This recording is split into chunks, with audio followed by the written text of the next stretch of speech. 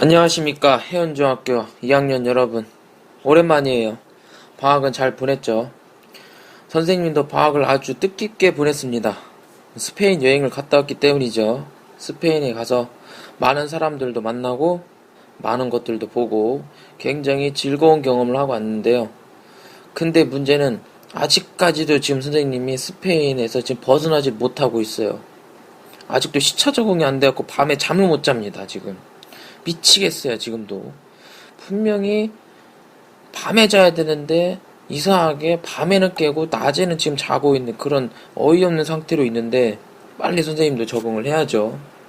수업 시간에 수업을 해야 되니까. 수업 시간에 수업 안 하고 선생님이 자면 좀 그렇잖아요. 여러분도 지금 이제 계약을 하고 약 한 3일 정도 지나갔는데 정확하게 4일 지나갔네요. 이제 본격적으로 선생님과 수업을 할 겁니다. 마찬가지로 2학기 때는 거꾸로 교실을 계속 진행할 거고요.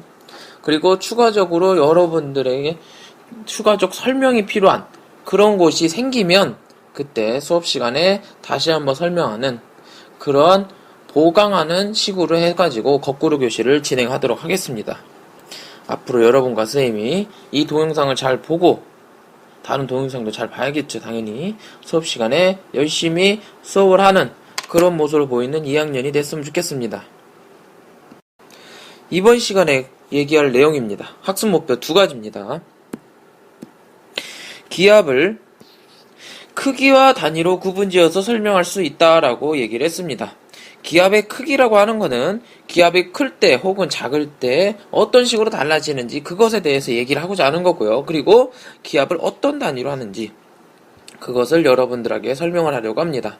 그 다음에 두 번째, 우리가 첫 번째 기압에 대해서 다 얘기가 끝나고 나면은 두 번째로 바람이 부는 원인을 기압으로 설명을 할 겁니다. 우리가 결국엔 다 집어치우고 한 가지만 얘기하라. 그러면 바람에 대해서 얘기를 할 겁니다. 바람에 대해서만 얘기해요. 그런데 이 바람을 얘기할 때 가장 중요한 게 뭐냐면 바로 이 기압에 대해서 아느냐 모르느냐 이겁니다. 결국엔 바람 부는 이 원인이 기압과 관련이 있다고 하는 것을 여러분한테 설명하기 위해서 기압을 얘기한다 이겁니다. 알겠죠? 교과서 144페이지입니다. 기압. 맨 처음에 기압에 대해서 얘기를 좀 하겠습니다. 대기압이란 단위 면적에 작용하는 공기의 무게에 의한 압력이라고 얘기를 했는데요. 여기에서 여러분들이 꼭 기억해야 되는 게 이겁니다. 단위 면적, 그리고 공기의 무게, 이 두 가지 단어를 꼭 기억해야 됩니다. 기압이란 뭐라고? 단위 면적과 공기의 무게다. 단위 면적과 공기의 무게. 여러분들 친구들끼리 샌드위치 뭐 이런 거 해봤죠? 친구들 복도에 맨 아래 내려놓고 막 친구들끼리 막 같이 이렇게 막 쌓잖아요. 그러면 맨 아래쪽에 있는 친구들은 뭘 느끼는 거야? 엄청나게 무거운 여러분들의 무게를 느낀단 말이에요. 그것처럼 공기도 마찬가지예요. 공기도 무게를 가지고 있기 때문에 누르고 있단 말이에요. 그 누르고 있는 힘, 압력 이런 것들을 어떻게 측정하느냐? 그것을 측정하기 위해서 가장 중요한 게 뭐냐면 이 단위 면적이라고 하는 겁니다. 우리가 지구가 굉장히 크죠? 근데 그 지구 전체 면적을 누르고 있는 공기의 무게를 다 알 필요가 없다는 얘기예요. 단위 면적, 얼마나? 1제곱미터에 작용하고 있는 공기의 무게, 그것을 측정을 하자 이거야. 그리고 뭐라고 한다? 그렇지, 기압이라고 하자 이겁니다. 알겠죠? 이 공기는요, 지난번에 선생님이 얘기를 했지만 질소가 78%고 그리고 산소가 21% 차지하고 있는 그런 성분을 가지고 있습니다. 그렇죠? 그럴 때 여러 가지 성분들이 섞인 이 기체인 공기가 여러분들의 몸속을 지금 계속, 몸속이랑 좀 그런 거, 몸을 계속 누르고 있다 이겁니다. 계속 누르고 있어요. 계속 왜? 공기도 무엇을 가지고 있으니까. 그렇죠? 무게를 가지고 있으니까. 그래서 무엇을 하고 있더라? 같은 압력으로 지금 누르고 있더라 이겁니다. 지금 여러분 몸을. 그런데 여러분 그거를 지금 느낄 수가 있어요, 없어요? 없단 말이에요. 그 이유가 뭐냐면 그 같은 힘의 크기, 같은 압력만큼 여러분 안에서 밖으로 밀기 때문이다.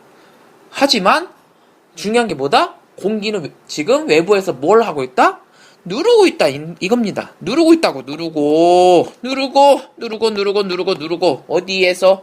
외부에서. 어디에서? 외부에서 누르고 있다고요. 그런데 그 누르고 있는 방향이 어떤 방향이냐? 모든 방향. 공기가 닿는 면적에 작용하는 모든 방향이야. 위에서 아래로만? No! 오른쪽에서 왼쪽에서만? No! 그냥 사방팔방에서 다 누른다는 얘기입니다. 심지어 여러분들이 공중에 떠있다. 그럼 여러분 발바닥에서도 누른단 말이에요. 알겠죠? 공기가 닿는 면적은 모두 다 지금 뭐 하는 거다? 지금 누르고 있다. 이 공기 압력에 대해서 사람들이 예전부터 알고 있지는 않았습니다, 사실. 왜? 공기가 지금 있다고 해서 우리가 공기 압력을 느낄 수가 있어요, 없어요? 없으니까. 아까도 얘기했지만 진짜로 공기는 외부에서 지금 여러분들을 누르고 있어요. 아주 짓누르고 있습니다. 하지만 여러분 지금 느껴 안 느껴요? 그렇다고 못 느낀다고. 그래서 옛날 사람들은 그게 없다고 생각하면 살아왔다고요. 그런데 이 공기의 압력에 대해서 맨 처음에 발견한 사람이 누구냐면 토리첼리입니다. 토리첼리는 갈릴레이의 제자입니다. 갈릴레이의 제자예요. 갈릴레이도 이전에 공기에 대해서 연구를 좀 했었습니다만 제대로 된 연구를 하지 못했었어요.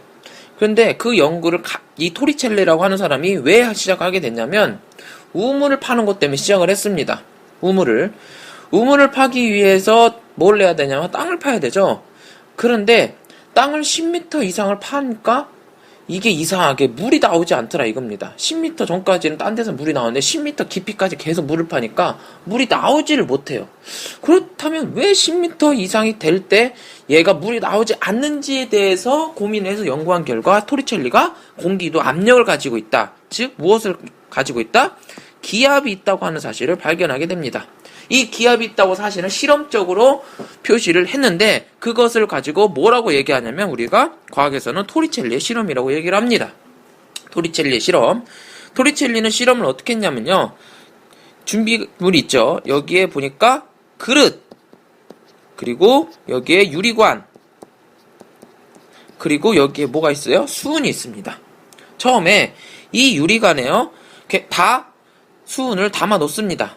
그 다음에 수은이 담긴 그릇에 거꾸로 뒤집어가지고 이렇게 내려놓는단 말이에요. 그랬더니 여기 담겨있는 이 수은이 아래쪽으로 쭉 내려가더라 이겁니다. 그런데 내려가다가 어느 높이에서 멈추더라면 이 수은 여기 높이에서 76cm에 있는 이 지점에서 멈추더라 이겁니다. 그런데 재밌는 사실은요. 이렇게 세로로 세웠을 때 뿐만이 아니라 색깔을 좀 바꿔서 이렇게 유리관을 이렇게 기울였을 때도 높이가 76cm 높이로 수은이 존재하더라. 굉장히 어메이징하고 신기한 사실.